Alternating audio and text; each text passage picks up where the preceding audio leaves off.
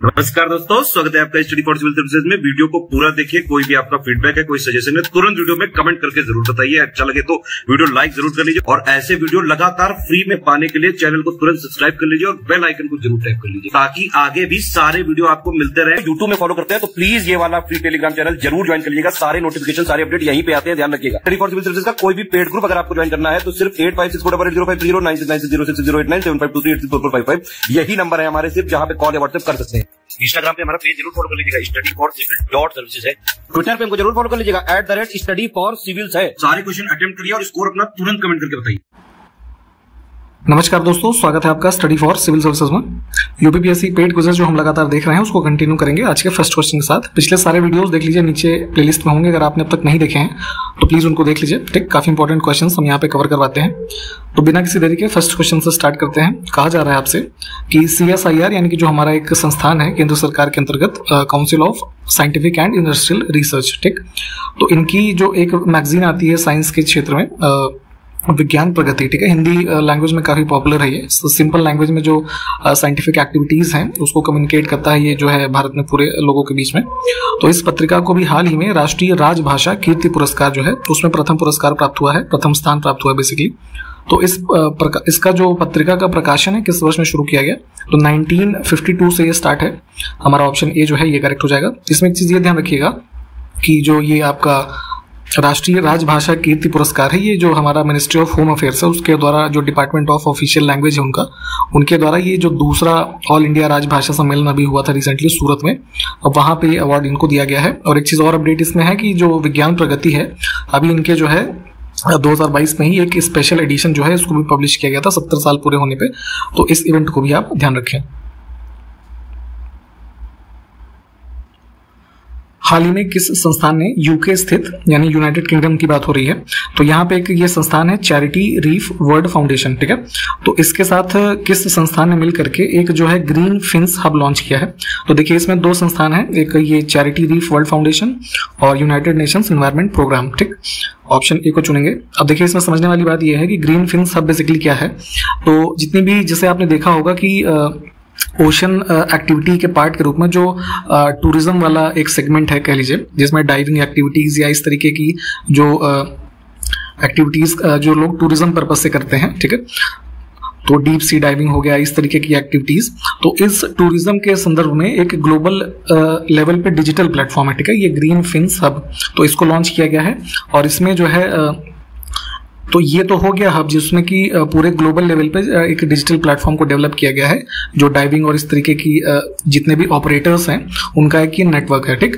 और green fins basically क्या है, तो एक तरीके का ये ऐसे समझिए कि एक कंजर्वेशन मेथड है, ठीक है, किसके लिए, जो हमारा ये इंटरनेशनल लेवल पे जितनी भी डाइविंग एक्टिविटीज या इस तरीके के जो टूरिज्म पर्पज से लोग एक्टिविटीज करते हैं तो उसके जो एनवायरनमेंट में नेगेटिव इंपैक्ट होते हैं उसको कैसे दूर किया जा सके उसके संबंध में, ठीक।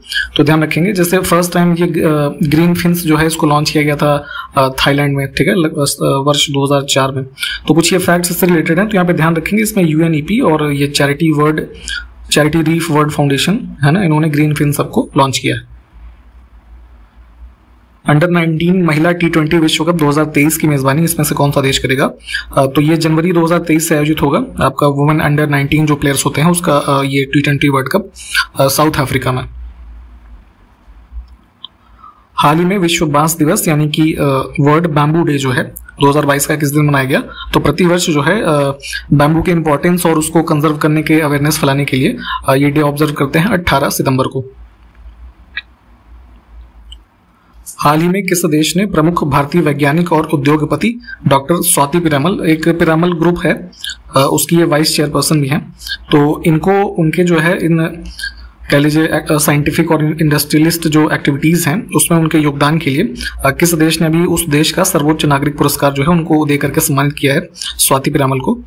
तो ये अवार्ड दिया गया है फ्रांस के द्वारा। जैसे इंडिया में भारत रत्न होता है सबसे हाईएस्ट, तो ऐसे यहाँ पे एक होता है knight of the legend of honour, ऐसे करके अवार्ड होता है, तो ये मिला है इनको, ठीक। तो ध्यान रखेंगे फ्रांस ने दिया है। निम्नलिखित में से कौन सा युग्म जो है सुमेलित नहीं है, ठीक है। तो कुछ सब्सटेंसेस हैं उसके जो डिस्कवरर है कह लीजिए उनके नाम लिखे हुए हैं। तो पहला ऑप्शन ही गलत है। पॉजिट्रॉन की जो कह लीजिए डिस्कवरी है ये 1932 में ये कार्ल एंडरसन जो थे, ठीक है, इन्होंने की थी। ठीक, हाइड्रोजन बम जो होता है किस सिद्धांत पर कार्य करता है ये बताना है। तो हाइड्रोजन बम को देखेंगे तो इसमें basically uncontrolled nuclear fusion reaction जो है इसके सिद्धांत पे कार्य करता है, जिसमें ये फ्यूजन की रिएक्शन से जो है एक लार्ज अमाउंट में जो न्यूक्लियर एनर्जी है वो रिलीज होती है। ठीक, तो ध्यान रखेंगे यहाँ पे ऑप्शन ए हमारा जो है ये करेक्ट है।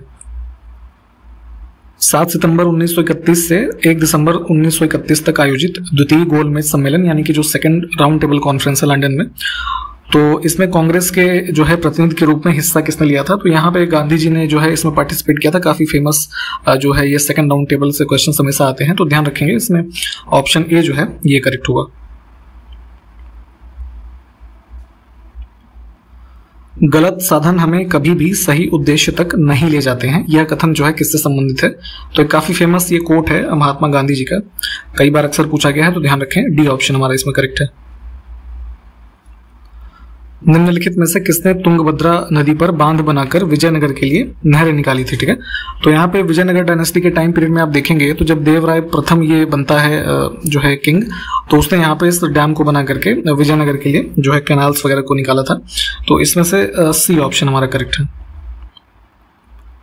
निम्नलिखित में से किस नगर की स्थापना फिरोज शाह तुगलक के द्वारा नहीं की गई थी? ठीक है, तो ये तुगलक डायनेस्टी में देखेंगे तो तीसरा रूलर है ये आपका जो है फिरोज शाह तुगलक, और इसके द्वारा अगर हम स्थापित ये जो नगर है इनकी बात करें तो इसमें देखिए फतेहाबाद, फिरोजपुर है ना, और फिरोजाबाद, हिसार, जौनपुर, ये सब सिटीज जो हैं इसके द्वारा फाउंड की गई हैं। अहमदपुर जो है ये नहीं होगा। अशोक के शिलालेख, देखिए 2 शिलालेखों के बारे में लिखा है, शाहबाज गढ़ी और मानसेरा। ठीक है, तो ये पूछा जा रहा है कि ये किस लिपि में लिखे गए हैं। तो अशोक के जो एडिक्ट्स हैं, मेजर, माइनर है ना, रॉक एडिक्ट्स, ये सब पिलर एडिक्ट्स, इनकी लिस्ट आपको पता होनी चाहिए। अक्सर ये मतलब मोस्टली पूछे ही जाते हैं। तो उसी क्रम में अगर हम देखेंगे, देखिए इसमें इन दोनों जो इंस्क्रिप्शंस हैं इसको लिखने में जो है अरमाइक लैंग्वेज को यूज किया गया है, और स्क्रिप्ट जो है वो खरोष्ठी है।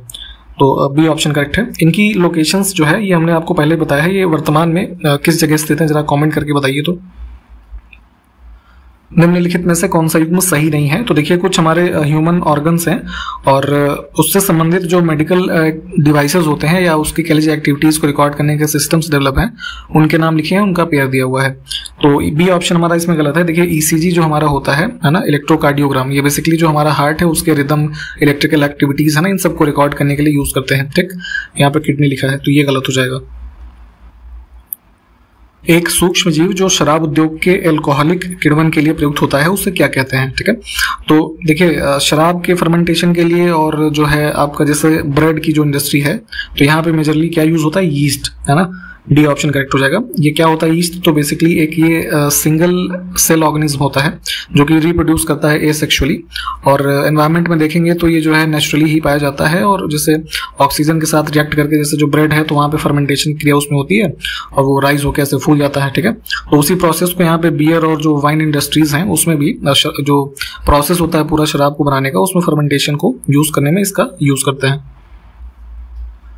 निम्नलिखित में से कौन सा कथन सही नहीं है? ठीक है, तो सही नहीं वाला देखेंगे तो दूध में लिखा है विटामिन सी पाया जाता है, तो विटामिन सी नहीं होता। यहाँ पे अगर हम देखेंगे मेजरली तो लैक्टिक एसिड जो होता है यानी लैक्टेट, ये पाया जाता है। विटामिन सी की हम बात करें तो जितने भी सिट्रस फ्रूट्स यानी कि जो खट्टे फल हैं जैसे नींबू, संतरा, ये सब, आंवला वगैरह, इसमें पाया जाता है। किस देश में आयोजित विश्व युवा शतरंज चैंपियनशिप में प्रणव आनंद ने अंडर 16 और AR ईलम पार्थी ने अंडर 14 में जो है इन दोनों कैटेगरीज में इन्होंने ये खिताब जीत लिए हैं? तो ये विश्व युवा शतरंज चैंपियनशिप जो हुआ है ये रोमानिया में हुआ है। ऑप्शन सी को चूज करेंगे। अच्छा, अभी प्रणव आनंद से संबंधित हमने लास्ट वीडियो में शायद एक क्वेश्चन देखा था, तो इनको जो है क्या डिस्टिंक्शन मिला था अभी हमने बताया था आपको, जरा कॉमेंट करिए। तो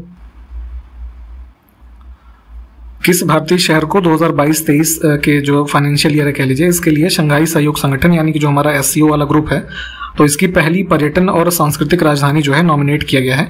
तो बेसिकली इसमें डिसाइड ये हुआ है कि रोटेशन बेसिस पे जितने भी मेंबर कंट्रीज हैं, तो यहाँ पे हर साल एक कंट्री को जो है कल्चरल और टूरिज्म कैपिटल के रूप में नॉमिनेट किया जाएगा, ताकि जो है हर देशों में जो है पर्यटन और इन तरफ की जो एक्टिविटीज हैं, है ना, आपस के देशों के जो है संबंध सुधारने की दिशा में उसको बढ़ाया जा सके। ठीक, तो अब 2022-23 में पहला शहर जो चुना गया है तो ये है वाराणसी।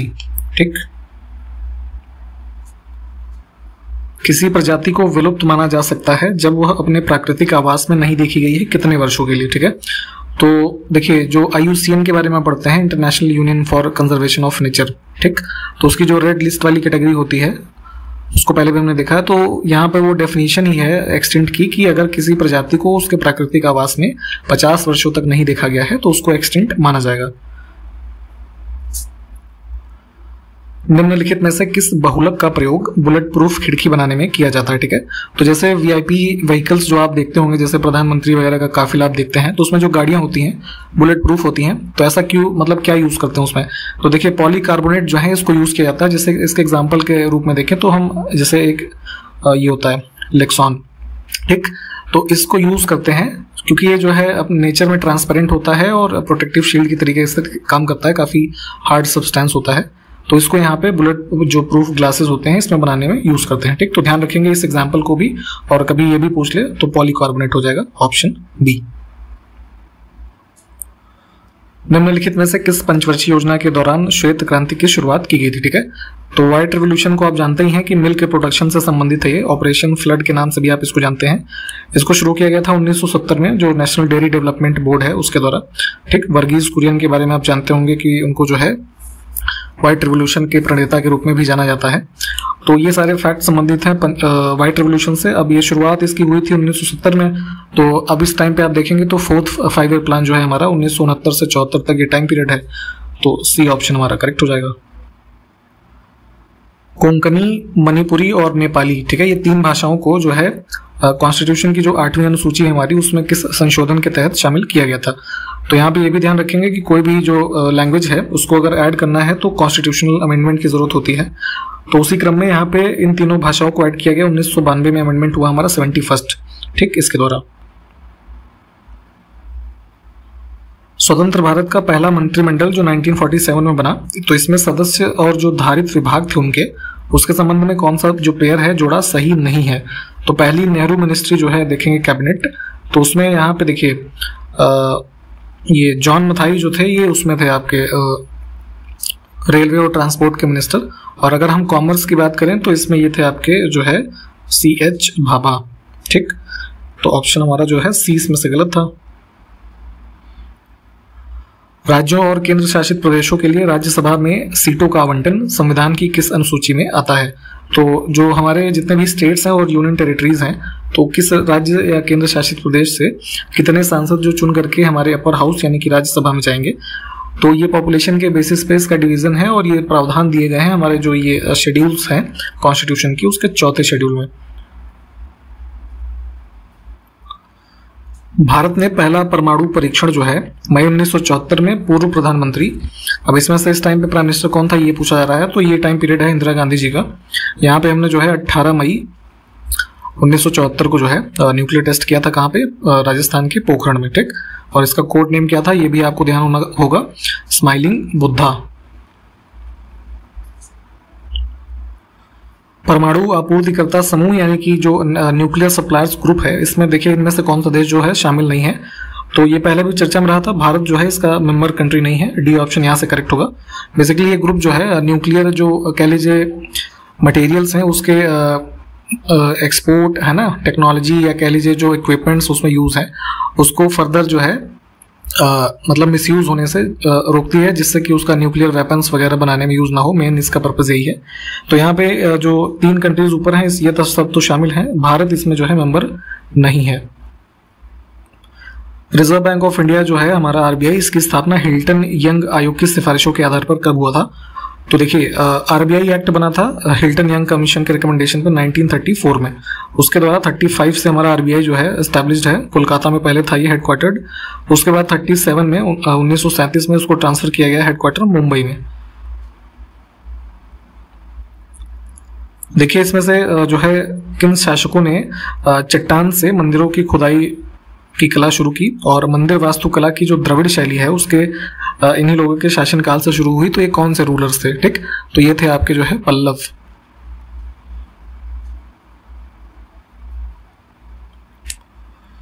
निम्नलिखित में से कौन सा युग्म जो है ऋग्वैदिक देवताओं के संबंध में सही नहीं है? ठीक है। तो ऋग्वैदिक जो हमारे टेक्स्ट हैं उसमें देखेंगे तो यहाँ पे देव जो हैं और किस चीज से संबंधित है उनके बारे में यहाँ पे जानकारी मिलती है। तो उस क्रम में देखेंगे तो जो सोमदेव के बारे में है, अब यहाँ पे लिखा है कि ये मदिरा के देवता थे, परंतु ये गलत है। ठीक, ये किस चीज के से संबंधित देवता थे जरा कमेंट करिएगा। तो खिलजी डायनेस्टी में देखिए अलाउद्दीन खिलजी के प्रसिद्ध सेनापतियों में से किसकी मंगोलों के विरुद्ध लड़ते हुए मृत्यु हो गई थी? तो ये जो था इसका नाम था जफर खान।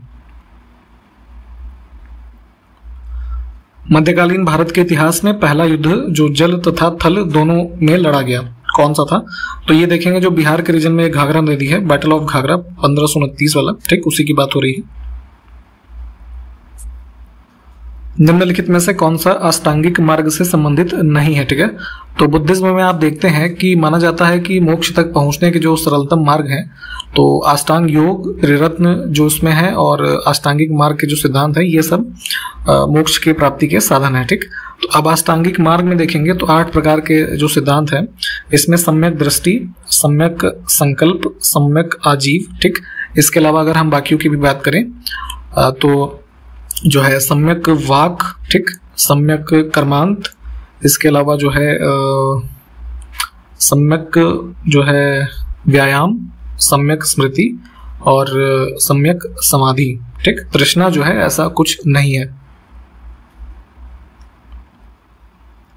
निम्नलिखित में से कौन सही सुमेलित नहीं है? तो कुछ पुस्तकें हैं और उसके लेखक के बारे में लिखा है। देखिए बी ऑप्शन इसमें गलत हो जाएगा। The man who divided India पुस्तक जो है ये मोहम्मद अली जिन्ना के ऊपर जो लीडरशिप है उसके ऊपर लिखी गई पुस्तक है और इसके लेखक हैं रफीक जकारिया। ठीक,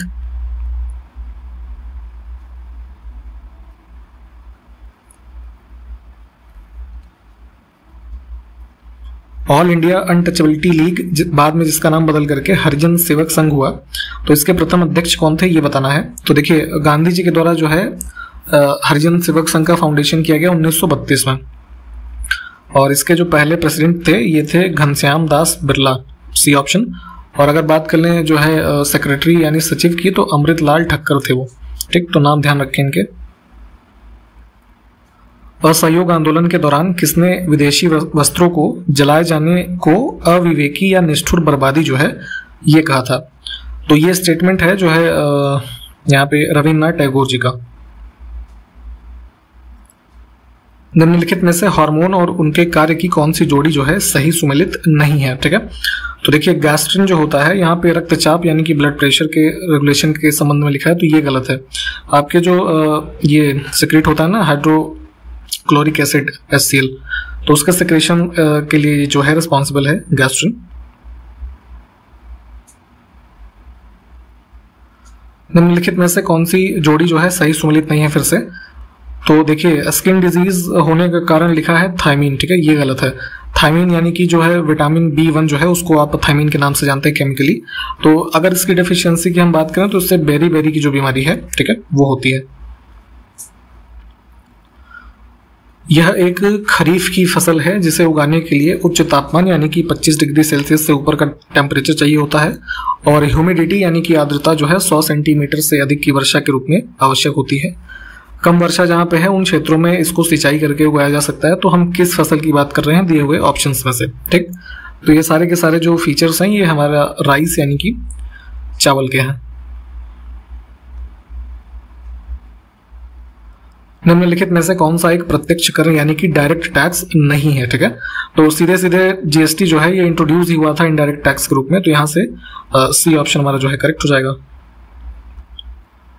58वीं सीनियर राष्ट्रीय शतरंज चैंपियनशिप 2022 की मेजबानी किस शहर ने की है? तो अभी देखेंगे आप चेस से संबंधित ही हमने कई सारे क्वेश्चंस कवर कर लिए हैं, तो कई सारे इवेंट्स चेस के लगातार अभी हाल फिलहाल के दिनों में हुए हैं, तो यहाँ पे इस पे एक नज़र आपको ध्यान देना ज़रूरी है। तो ये 58 जो सीनियर नेशनल चेस चैंपियनशिप हुआ है ये कानपुर में हुआ है। कुव्वतुल इस्लाम मस्जिद जो कि दिल्ली में है, 2.5 दिन का झोपड़ा अजमेर में और कुतुब मीनार जो कि ये भी दिल्ली में है, तो इन सब तीनों मॉन्यूमेंट्स का निर्माण जो है इसमें से किसने करवाया है? तो ये संबंधित है कुतुबुद्दीन ऐबक से। ठीक, ऑप्शन ए। अलाई दरवाजा, सीरी का किला और हजार सितून है ना, इन तीनों का निर्माण किसने करवाया है? तो ये सब भी जो है दिल्ली में स्थित है और ये टाइम पीरियड है अलाउद्दीन खिलजी के, ठीक है, उनका कंस्ट्रक्शन इसके दौरान हुआ है। डी ऑप्शन करेक्ट होगा। अच्छा, आपको एक चीज ये बतानी है, 1000 सितून हमने आपको पिछले वीडियोस में किसी में बताया था, ठीक है, क्या होता है ये जरा कमेंट करिए। तो सल्तनत कालीन प्रमुख करों का कौन सा युग्म सही सुमेलित नहीं है, ठीक है, तो इसमें भी डी ऑप्शन जो है गलत है। गलत इसलिए है कि ज़कात जो था ये बेसिकली प्रॉपर्टी पे लगने वाला एक तरीके का टैक्स है मुस्लिम से संबंधित, ठीक, यहाँ पे एग्री कर दिया है, ये गलत है।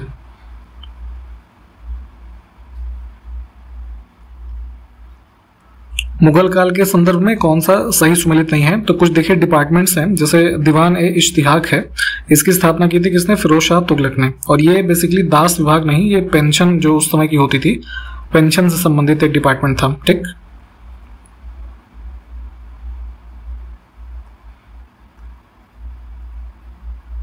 मुगल काल के संदर्भ में कौन सा सही सुमेलित नहीं है, ठीक है, तो यहाँ पे मुगल डायनेस्टी के पीरियड में आप देखिएगा तो मीर बख्शी की जो पोस्ट है, बेसिकली जो सैन्य विभाग है उसका जो प्रमुख होता था उसको बोलते थे मीर बख्शी, ठीक, तो यहां से ये गलत है, ऑप्शन बी।